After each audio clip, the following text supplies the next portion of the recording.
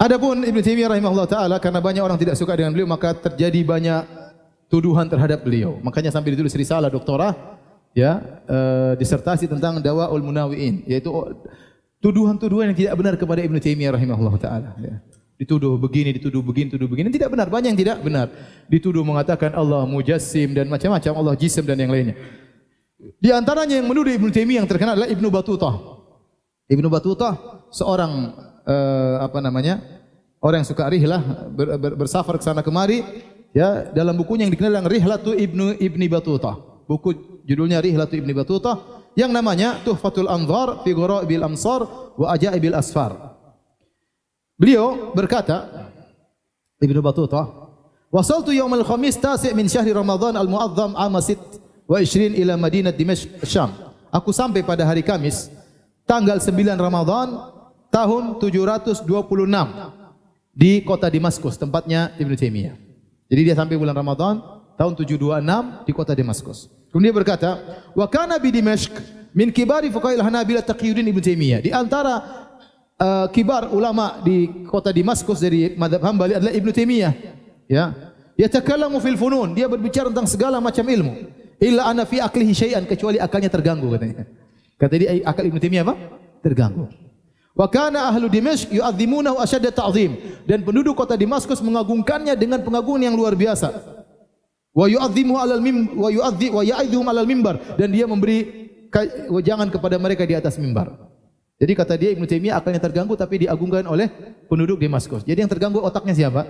Penduduk Damaskus atau Ibnu Taimiyah? Bagaimana penduduk Damaskus mengagungkan orang yang akalnya apa? Terganggu. Bagaimana penduduk Damaskus ridho diberi nasihat oleh orang yang akalnya apa? Terganggu. Ini perkataan Ibnu Battutah. Kemudian dia berkata, "Fa hadartu yaumul jum'ah wa huwa ya'idun nas." Aku hadir di majelisnya pada hari Jumat, dia sedang menceramahi orang-orang. Ala mimbaril jami', di mimbarnya Masjid Al-Jami', wa yudzakiruhum, dan mengingatkan mereka. Fa kana min jumlati kalamihi anqal, di antara wejangannya Ibnu Taimiyah dia berkata, "Innallaha yanzilu ila sama'id dunya kanuzuli hadza." Sungguhnya Allah turun ke langit dunia seperti turunnya aku ini. Wa nazala darajatan min darajil mimbar, kemudian dia turun satu tangga dari derajat mimbar. Jadi dia nuduh Ibnu Taimiyah menyamakan Allah dengan apa? Dirinya. Dan ini tidak mungkin. Ibnu Taimiyah dalam bukunya bantah ini semua. Ini kedustaan nyata. Dia bilang Ibnu Taimiyah mengatakan Allah turun ke langit dunia sebagaimana aku turun dari mimbar. Fa aradahu faqihun maliki yu'rafu bi Ibn Zahra. Maka ada seorang ahli faqih dari mazhab Maliki membantah Ibnu Taimiyah wa ankara ma takallama bihi, dan mengingkarinya. Faqamatil 'ammatu ila hadzal faqih wa darabuhu bil aidi wan ni'al darban katsiran hatta saqatat imamatuhu.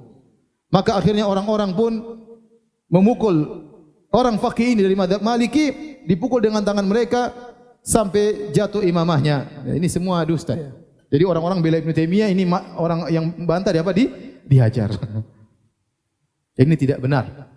Dibantah oleh para ulama. Ya, ternyata kalau kita baca terjemah biografi Ibnu Taimiyah rahimahullah taala, ternyata Ibnu Taimiyah waktu Ibnu Battutah hadir di salat Jumat dia sedang di penjara.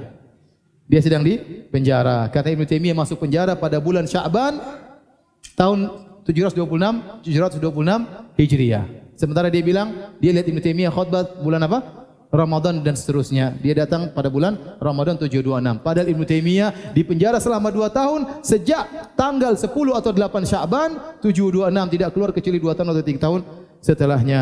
Dan ini merupakan kedustaan. Oleh karenanya banyak ulama yang meragukan kebenaran Ibnu Battutah, di antaranya Ibnu Khaldun. Ibnu Khaldun juga meragukan tentang kejujuran Ibnu Battutah karena banyak aneh-aneh dalam sejarah yang dia tulis tentang rihlah perjalanannya. Banyak yang aneh-aneh. Maka disebutkan bahwasanya Ibnu Khaldun juga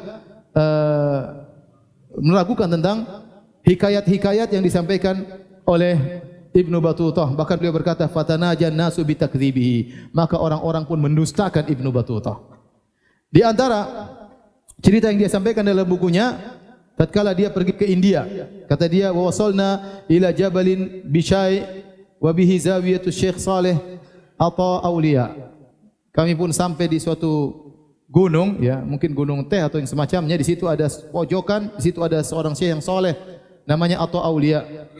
Wa hum yadhkuruna anna umrahu 350 aman. Orang-orang mengatakan umurnya 350 tahun.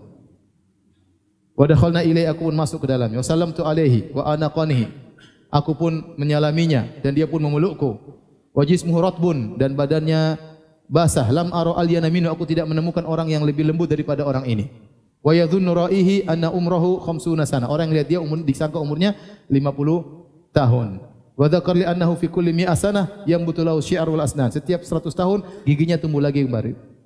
Rambutnya tumbuh lagi setiap 100 tahun. Kata orang ini kedustaannya. Di antara bukti bahwasanya tidak beres dalam menukil apa? Berita Ibnu Battutah. Baik.